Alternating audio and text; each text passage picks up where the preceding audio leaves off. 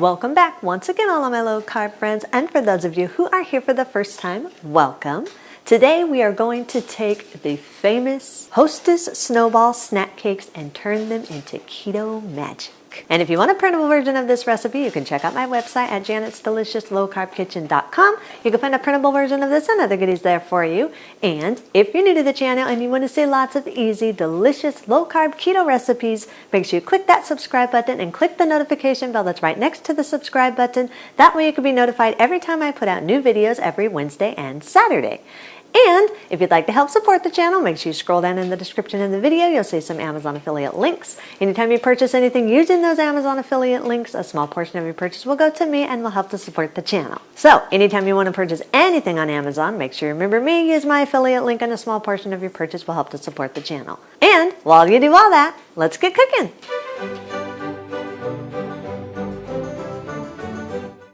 Preheat your oven to 350 degrees. Lightly spray 10 half-circle silicone molds, or if you don't have the molds, you can use a muffin or cupcake tin. You'll need to grease or line about 20 cupcake molds. In a large mixer bowl, combine a half cup of coconut flour, 1 tablespoon of baking powder, a 1/4 teaspoon of salt, 2/3 cup of granulated monk fruit sweetener or granulated sweetener of your choice, and 1/4 cup of cocoa powder. Sift or whisk these all together until there are no lumps in the dry ingredients. Add 4 large room temperature eggs. Make sure they are room temperature so that they mix in more smooth. Whisk the eggs into the dry ingredients until everything is fully combined and smooth.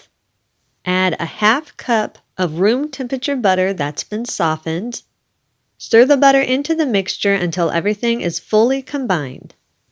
Add a half cup of room temperature milk of your choice. Again, make sure this is room temperature ingredients. Makes for a smoother batter, which makes for a more moist cake. Add 1 teaspoon of vanilla extract. Whisk everything all together until everything is fully combined and you have a smooth batter. Scoop about 1/4 cup of the batter into each of your prepared silicone molds, or if you're doing the cupcakes, it'll be about 3 tablespoons for each cupcake mold. Then use your fingers or a knife and spread the batter evenly in each mold, making sure that the top of the batter is smooth. Now, if you're using the silicone molds, I usually put them on a baking sheet for a more sturdy cooking surface. That's up to you whether you want to do that or not.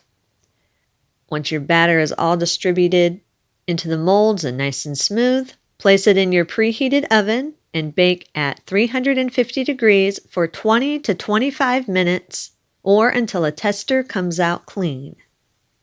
Once the cakes are done baking, remove them from the oven. They will still be very soft, but they will firm up as they cool. Allow them to cool in the molds for about 20 minutes or until they're firm enough to remove from the molds without falling apart.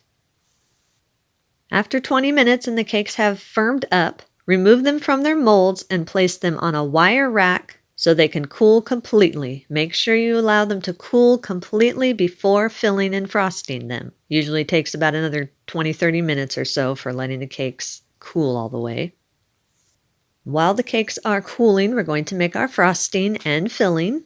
Place about 3 cups of coconut flakes into a large food processor. And if you want some color in your coconut flakes, you can add a couple drops of the food coloring of your choice. I'm just doing a couple drops of red food coloring, which once it's combined, it's going to look like pink flakes. Then pulse the coconut flakes in your food processor until the food coloring is fully combined with all of the flakes and the flakes are your desired consistency. Then set that aside for a minute. In a large mixer bowl, place 2½ cups or 7½ ounces of marshmallow fluff or marshmallow cream. If you need a recipe for that, I'll put a link in the description to my recipe for marshmallow fluff. It's very easy, takes less than 20 minutes, very simple. Add a ½ cup of soft butter. Make sure it's just soft, not melted. It does need to be soft in order for it to mix in well. Beat on low for about 10 seconds or just until the butter and the marshmallow fluff start combining. Then increase your speed to medium and beat on medium for about 1 minute or until the mixture is creamy. Scrape down the sides of the bowl and push all the ingredients to the center of the bowl. Add 1 teaspoon of vanilla extract. Turn the mixture on low and gradually add in about 1½ cups of powdered monk fruit allulose blend or powdered sweetener of your choice. Make sure you just gradually do this in small amounts and allow the powdered sweetener to mix in after each addition. You do not want to do this all at once. It'll make it too thick and clumpy and won't mix as well. So a little bit at a time. Once all of the powdered sweetener has been added, increase your speed to medium and beat on medium for another 20-30 seconds just to make sure everything is fully combined and creamy. Scrape down the sides of the bowl and push the filling frosting into the center of the bowl.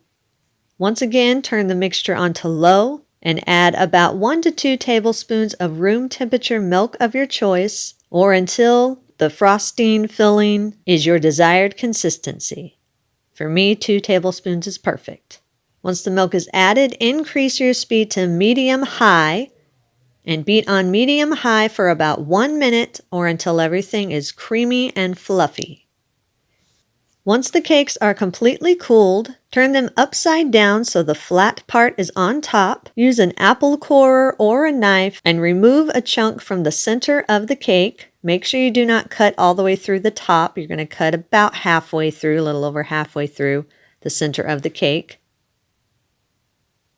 Fit your piping bag or piping gun with a wide round tip. If you don't have a piping bag or piping gun, it's okay. You can just use a spoon and a knife and it'll work just fine. Fill the piping gun or piping bag about halfway full. You don't want to fill it all the way up. Then fill the hole that is in the center of the cake with the filling and keep filling it until the filling squishes out the top of the hole. Cover the bottoms of each cake with a thin layer of frosting. Then generously cover the tops and the sides of the cakes with the frostings. You want to do this generously. Put a good amount of frosting on this.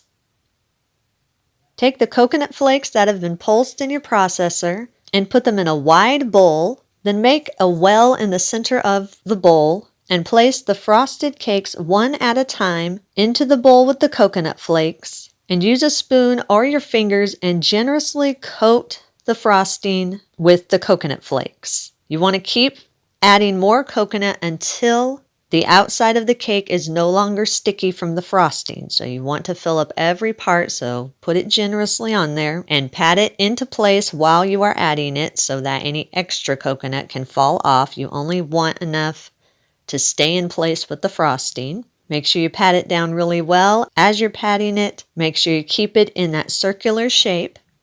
Once the cakes are fully coated and no longer sticky, place them on a lined baking sheet, then place them in the refrigerator for about 10 to 15 minutes, just enough so that the frosting and the coconut flakes can set really well together and you have a soft, not sticky surface.